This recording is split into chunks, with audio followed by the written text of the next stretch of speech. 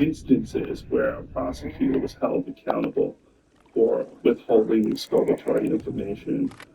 But in most cases, prosecutors aren't disciplined. In fact, they eventually go on to become judges. And it's hard to sue. It's they have something called absolute immunity in federal civil rights proceedings. So if you were wrongfully convicted, like Lewis Harrison was, so he was eventually exonerated, but if you were wrongfully convicted and you tried to sue for what happened to you in federal court, absolute immunity would prevent you from suing the prosecutors for any acts undertaken in their official capacity.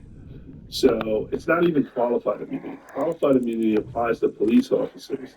So there's still Oh, a it's been a whole day to catch that one. potentially raise a successful claim in federal court if you could show that the acts of the It was worth it. I'll take a legendary spot in the in. case of a prosecutor or a judge who engages in misconduct, it's virtually impossible to sue in federal court. So then you have to rely on the disciplinary committee to take some action.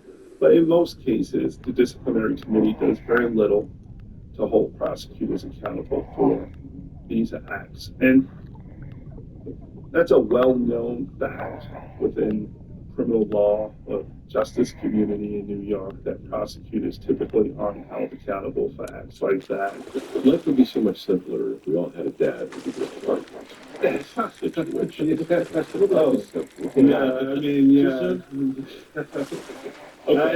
Yeah. I mean, there are a lot of people who deserve pardons, and I'm going to see who don't get it. It's got to be. What did he feel like to get this guy out? His mother wrote me a letter, though. His mother wrote me a letter thanking me for what I did. And reading records is such a touching moment for me because I had never gotten a letter from somebody's mom, and it's hard. Like showing so much appreciation for the work I did. And that was something I held on to. And Whoa. Doing something. Big boy. Done. Big boy. Shit funds, you won't be surprised to know. Ooh. Legendary. Closing the skills gap. There are other foundations and stuff. Legendary largemouth bass. Lake Hamilton, which is awesome because that's my most popular video. Is my open series on how to beat the open. Today, It's got more views than anything else. Lake Hamilton is really popular. Nearly 3,000 kids of Marines every year. Well, this month is National CTE Month. This took me all day. Foundation is proud to provide financial aid. It's nighttime. Pursuing careers in technical. Yes. From health science to mechanics, information technology, manufacturing. Bevy. Today's hands-on careers, and they are making. I think it's one of the two largest. But really, it doesn't matter. And I love fooling big fish, big bass with these worms. I'm just a believer in the worms. You can trust the worm.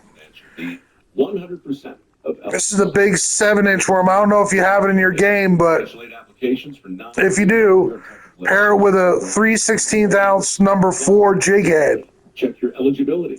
And it works real good for these legendary bass. I'll show you where I am.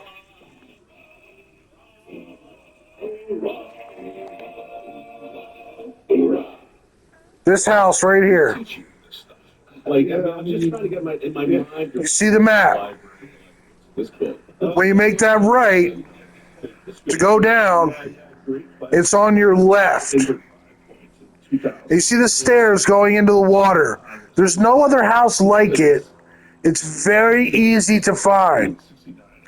But I've seen another guy catch a different legendary largemouth right here too, only mine was bigger.